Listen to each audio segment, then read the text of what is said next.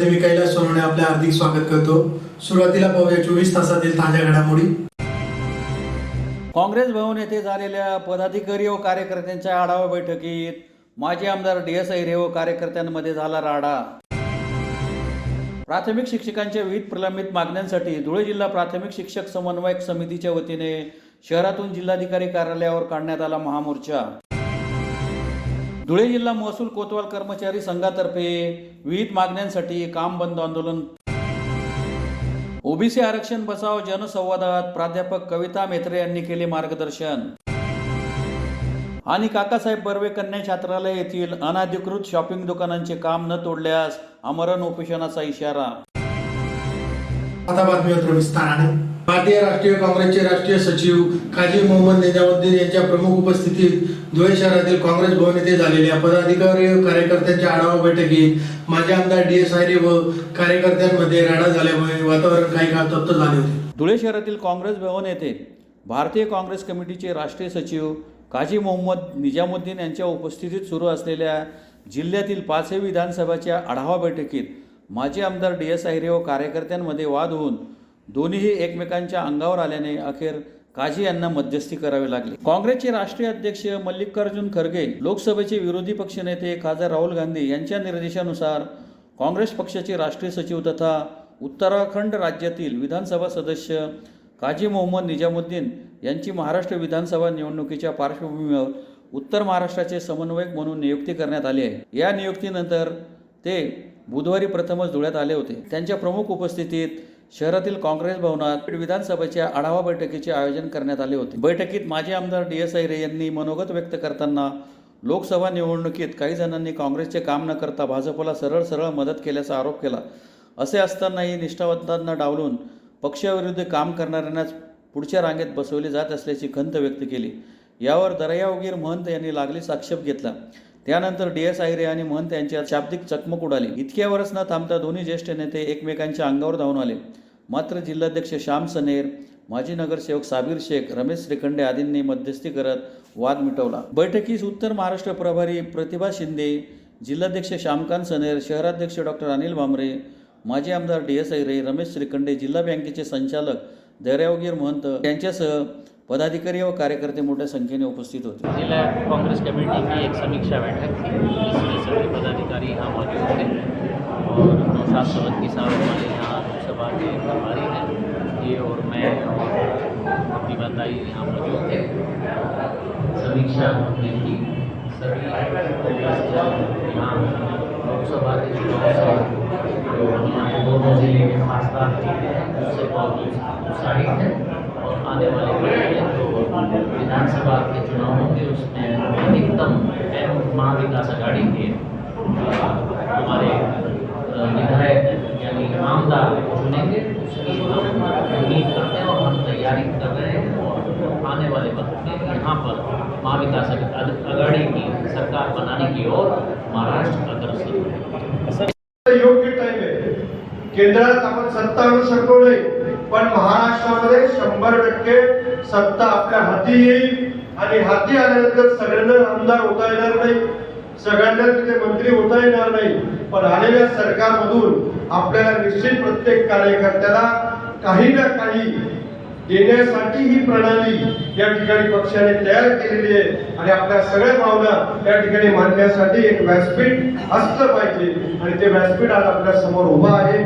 म्हणून कृपया सर्व पदाधिकाऱ्यांनी या गोष्टीची नोंद घ्यावी।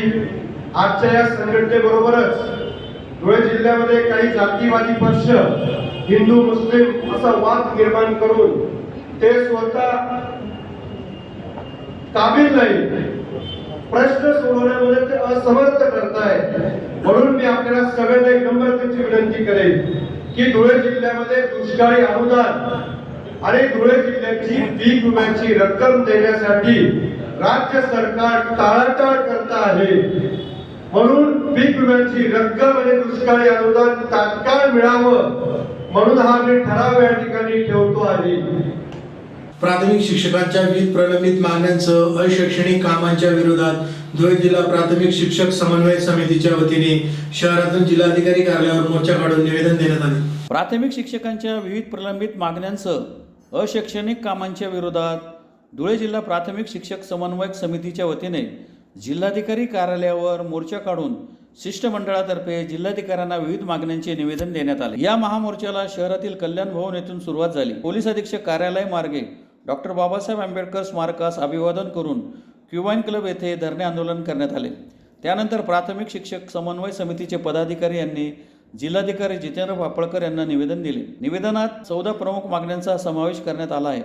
यात 15 मार्च 2024च्या संच मान्यतेचा शासन निर्णय रद्द करावा, 20 किंवा 20 पेक्षा कमी पटसंख्येच्या शाळांच्या बाबतीत कार्यरत शिक्षकांचे एक पट बंद करण्याचा आणि कंत्राटी पद्धतीने सेवानिवृत्त व अन्य नियुक्ती देण्याचा 5 सप्टेंबर 2024चा शासन निर्णय रद्द करावा, 1 नोव्हेंबर 2005 नंतर सेवेत रुजू झालेल्या सर्वांनाच 1982ची पेन्शन योजना लागू करण्यात यावी, 7व्या वेतन आयोगातील पदवीधर शिक्षकांच्या व वरिष्ठ वेतन श्रेणीधारक शिक्षकांच्या वेतन त्रुटीचा विषय मार्गी लावण्यात यावा, यासह इतर 14 मागण्यांचा समावेश आहे।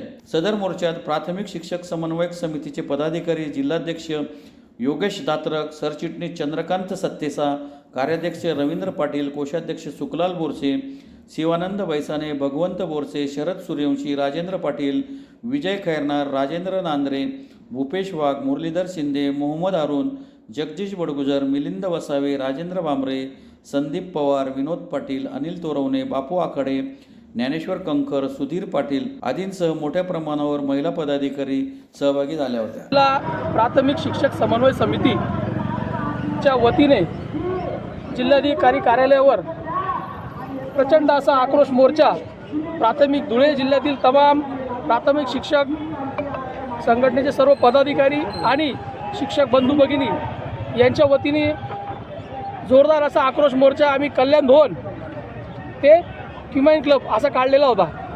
आमच्या शासनाच्या विरोधामध्ये ज्या काही मागण्या होत्या त्या मागण्यांच्या संदर्भात आज आम्ही माननीय जिल्हाधिकारी महोदय यांना मागण्यांच्या संदर्भात निवेदन देणार आहोत।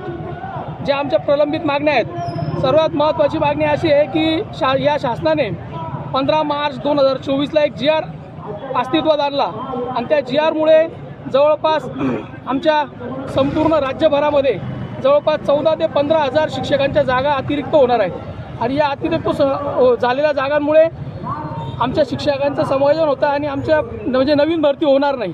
त्यानंतर 5 सप्टेंबर शिक्षक दिनाच्या दिवशी या शासनाने अजून एक अन्यायकारक GR काढला आणि तो GR असा काढला की 20 पट संख्येपर्यंतच्या सर्व शाळा त्यांनी त्या शाळेमध्ये एक कंत्राटी शिक्षक नेमायचा आणि एक सेवानिवृत्त झालेला शिक्षक नेमायचा। म्हणजे त्या शासनाची भूमिका अशी आहे की या शिक्षण क्षेत्रामध्ये पवित्र ज्ञानदानाचं कार्य करणारे वाडी वस्तीवरील गोरगरीब बहुजनांच्या मुलांना शिक्षण देणारे आमचे सर्व शिक्षक यांची संख्या कमी झाली पाहिजे आणि कमी झाल्यामुळे शासन कुठंतरी आमची संख्या कमी करून एक म्हणजे जे तरुण आहेत आपल्या महाराष्ट्रामध्ये भरपूर असे तरुण आज बेरोजगारीने फिरत आहेत, जे D.Ed झालेले B.Ed झालेले आहेत, परंतु त्यांना रोजगार न देता शासन हे कंत्राटी धोरण अवलंबत आहे आणि या कंत्राटी धोरणामुळे जो बेरोजगारांवर देखील अन्याय होणार आहे। आणि तसेच धुळे जिल्ह्याच्या तमाम शिक्षकांच्या वतीने आम्ही जे जुनी पेन्शन योजना 2005 नंतर जे लागलेले शिक्षक आहेत त्यांना जुनी पेन्शन योजना लागू झालेली नाही, तर त्यांना ती जुनी पेन्शन योजना लागू करावी यासाठी देखील आमचा हा महामोर्चा आहे। 2004 नंतर सेवेत लागलेल्या आणि त्यांना 12 वर्ष पूर्ण झालेल्या जे शिक्षक आहेत त्यांच्या देखील 7व्या वेतन आयोगाच्या मध्ये काही ज्या त्रुटी आहेत त्या त्रुटी दूर करण्यात याव्या। त्यानंतर विद्यार्थ्यांना शालेय गणवेश वेळेवर मिळावे आणि ऑनलाईन जी कामं आहेत अशैक्षणिक कामं भरपूर झालेली आहे आम्हाला आणि त्या अशैक्षणिक कामांच्या विरोधात आम्ही सर्व आज शिक्षक एकवटलो आहोत आणि अशी अभूतपूर्व अशी गर्दी जवळपास धुळे जिल्ह्यामधील मनपा उर्दूचे देखील सर्व शिक्षक आजच्या या मोर्चामध्ये सामील झालेले आहेत। अभूतपूर्व असे महिलांचं देखील योगदान या आजच्या मोर्चाला मिळालेलं आहे। यापूर्वी महिला भगिनी आमच्या मोर्चामध्ये कमी सहभाग घेत होत्या, परंतु आमच्यावर जो होणारा अन्याय आहे या अन्यायाला वाचा फोडण्यासाठी महिला भगिनी देखील पुढे आलेल्या आहेत आणि शासनाचं एक धोरण आहे की वाडी वस्तीवरील जे गोरगरिबांची मुलं आहे त्यांना चांगल्या प्रकारचं शिक्षण मिळू नये म्हणून शासन अशा प्रकारचे शैक्षणिक कामं आम्हाला लावत आहे। तरी आमची आपल्या पत्रकार बांधवांना देखील विनंती आहे की आमची जेवढे आज उपस्थित जेवढी गर्दी असेल सर्व आमचे शिक्षक बंधू भगिनींच्या वतीने आपण आपल्या प्रेस रिपोर्टमध्ये एक चांगल्या प्रकारची न्यूज देऊन आमच्या संपूर्ण धुळे जिल्हा समन्वय समितीला उपकृत करावे. कोतवाल संवर्गात चतुर्थ श्रेणीचा दर्जा द्यावा या विविध प्रलंबित मागण्यांसाठी धुळे जिल्हा महसूल कोतवाल कर्मचारी संघातर्फे उपविभागीय अधिकारी यांच्या कार्यालयासमोर निदर्शने करीत निवेदन देत काम बंद आंदोलन पुकारण्यात आले. कोतवाल संवर्गास चतुर्थ श्रेणीचा दर्जा द्यावा तसेच इतर प्रलंबित मागण्यांसाठी धुळे जिल्हा महसूल कोतवाल कर्मचारी संघटनेतर्फे उपविभागीय अधिकारी यांच्या कार्यालयासमोर निदर्शने करीत बुधवारपासून काम बंद आंदोलन सुरू करण्यात आले. त्याबाबत निवेदनही देण्यात आले. कोतवाल हे ऐतिहासिक पद असून परंतु मानधनावर काम करणाऱ्या पदामध्ये कोतवाल व इतर पदे यांचे कामाच्या जबाबदाऱ्यांमध्ये खूप मोठी तफावत आहे. सरकारी तिजोरीत महसूल गोळा करून देण्याच्या कामामध्ये प्रत्यक्ष सहाय्य कोतवाल करत असतो. महसूल प्रशासनात नित्य नियमांची कामे व क्षेत्रीय कामे इवाने इतबारे पार पाडतो. बऱ्याच ठिकाणी तालुका स्तरावर शिपाई, संगणक चालक, टपाल ने-आण करणे, संकलनाच्या कामात सहाय्य करणे अशी विविध प्रकारचे कामे करीत आहे. तरी मुख्यमंत्री एकनाथ शिंदे, उपमुख्यमंत्री देवेंद्र फडणवीस, उपमुख्यमंत्री अजित पवार, महसूल मंत्री राधाकृष्ण विखे पाटील यांच्या नेतृत्वातील शासन काळातच कोतवाल कर्मचारी यांना चतुर्थ श्रेणी दर्जा देण्याची ऐतिहासिक मागणी पूर्ण होऊन राज्यभरातील हजारो कोतवालांना न्याय द्यावा अशी मागणी करण्यात आली आहे. यावेळी डोंगर माळी, मनोज पाटील, सखाराम मगरे, कैलास कोळी, मनोज सिरसाट, सुनील बोरसे, श्यामकांत सैंदाने, समाधान सूर्यवंशी, कैलास सोनवणे, रावसाहेब जाधव, रवींद्र ठाकरे आदी उपस्थित होते. मी समाधान वाल्मिक सूर्यवंशी, कोतवाल पागणे, धुळे तालुका अध्यक्ष. आम्ही आज कोतवाल संघटनेच्या वतीने, धुळे तालुका कोतवाल संघटना तसेच धुळे जिल्हा कोतवाल संघटनेच्या वतीने आमच्या प्रलंबित विविध मागण्यांसाठी उपविभागीय अधिकारी प्रांत साहेबांना आज निवेदन दिलं. आम्ही आजपासून लक्षवेधी आंदोलन करणार होतो. आज लक्षवेधी आंदोलन होतं. उद्या आमचं कामबंद आंदोलन आहे आणि परवा 26 तारखेपासून आम्ही आझाद मैदानावर कामबंद आंदोलन तसंच पुढे ठेवणार आहोत जोपर्यंत आमच्या मागण्या पूर्ण होत नाही. आमच्या मागण्या अशा आहेत, आम्हाला चतुर्थ श्रेणी लागू व्हायला पाहिजे आणि जुनी पेन्शन योजनेप्रमाणे आम्हाला पेन्शन लागू व्हायला पाहिजे. अशा आमच्या विविध आणि जे आमचे आता रिटायर होणारे कोतवाल बांधव असतील त्यांना पण पेन्शन लागू व्हायला पाहिजे. अशा आमच्या विविध मागण्यांसाठी आम्ही उद्यापासून आणि परवापासून आम्ही आझाद मैदान मुंबई येथे काम बंद आंदोलन जोपर्यंत आमच्या मागण्या पूर्ण होत नाही तोपर्यंत रेग्युलर ठेवणार आहोत. ओबीसी आरक्षण बचाव आंदोलन धुळेतर्फे शहरातील संतोषी माता चौकातील गुलमोहर रेस्ट हाऊस येथे आयोजित ओबीसी आरक्षण बचाव जनसंवादात प्राध्यापक कविता मैत्रे यांनी मार्गदर्शन केले. ओबीसी आरक्षण बचाव आंदोलन धुळेतर्फे शहरातील संतोषी माता चौकातील गुलमोहर विश्रामगृह येथे ओबीसी आरक्षण बचाव जनसंवादाचे बुधवारी आयोजन करण्यात आले होते. यात प्राध्यापक कविता मैत्रे यांनी उपस्थितांना मार्गदर्शन केले. उपस्थित विविध ओबीसी संघटनेच्या पदाधिकाऱ्यांनी आपल्या भावना व्यक्त केल्या. तसेच मराठ्यांना आरक्षण देण्यास आमचा विरोध नाही, परंतु ओबीसी म्हणून देऊ नये अशा आपल्या भावना व्यक्त केल्या. यावेळी विलास पाटील, राजेंद्र गवळे, संजय नाईक, प्राध्यापक अनिल कुमार बोरसे, प्राध्यापक बीबी महाजन, राजकिशोर तायडे, दिलीप देवरे, नवल महाजन, विजय सूर्यवंशी, कृष्णा शिंदे, अमोल गायकवाड, महेश मिस्त्री, डॉक्टर दिनेश माळी, नितीन कुमार रोकडे, तीर्थदास ऐरे, भीमराव वारुडे, ज्ञानेश्वर माळी, डॉक्टर सुशील महाजन आदी उपस्थित होते. जिंकणारा कॅन्डिडेट व्हावं लागेल. म्हणजे मसवडमध्ये कविता मैत्रीला घेतल्याशिवाय राजकारण होत नाही. ते व्हायला पाहिजे अशासाठी मी प्रयत्न केलेत ना. माझं नाव तिथं असायलाच पाहिजे, बरोबर का? ते नसेल तर मग आम्ही कसं, आणि त्यांनी तुकडा टाकायचा ना, आपण कसं काय होणार आहे ते? आणि कुणी सांगितले आम्हाला जन्म कुठं घालवायला? कारण आपण तयार करायचे ते. आणि म्हणून मला असं वाटतं की आपण ओबीसी म्हणून आपण पहिल्यांदा बलशाली व्हायला पाहिजे. आपल्या स्वतःचं बळ आपल्याकडे असायला पाहिजे आणि मग आपण इतरांशी करू. आणि म्हणून मला एवढंच सांगायचं की आपल्या महाराष्ट्रामध्ये फिरले, महाराष्ट्रातून आले, तेव्हा जो त्यांचा आवाज आहे तो आवाज प्रचंड दबलेला आणि मग वाईट वाटत राहतं आपल्याला की आपली माणसं दबली गेली की का दबली? तिथल्या व्यवस्थेमुळे बदलली. ह्या मडूवाद्यांनी जी व्यवस्था केली त्याच्यामुळे ती दबलेली आहे. मग अशी कोणीतरी सांगितलं की ते असे म्हणतात की आमचा डीएनए आहे, तर काय नाही सगळी मताची बिताची कधी. आता त्यांचा डीएनए कुठला आहे ते बघा. मला एवढंच सांगायचं की ओबीसी त्या धर्मात गुंतले नाही. धर्म म्हणजे काय हे कळालेलंच नाहीये, बरोबर का वैजान? म्हणजे मुस्लिम म्हटलं की आजकाल असं झालंय की ती म्हणजे शत्रूच झाले आणि इतकी असुरक्षित आहे ती भावंड आपली. जेव्हा देशाची फाळणी झाली तेव्हा ह्या मुस्लिम भावांना ओपन होतं ना पाकिस्तानमध्ये जायचं, ते का गेली त्या देशामध्ये, या मातीवर, या देशावर, या जन्मभूमीवर त्यांचं प्रेम आहे म्हणून राहिली. म्हणजे डॉक्टर बाबासाहेब आंबेडकरांनी जी राजघटना केली त्या राजघटनेमध्ये लिहिली ना, तेव्हा बाबासाहेबांनी या देशाच्या 7 बाऱ्यावर आमच्या सगळ्यांचं नाव कोरलेलं आहे. त्यात माझे मुस्लिम भावंड पण आहेत. हा देश माझा जेवढा आहे ना तेवढा त्यांचा देश. पण हे कोण करते? हिंदू मुस्लिम का डोक्यात बसले हे सगळं?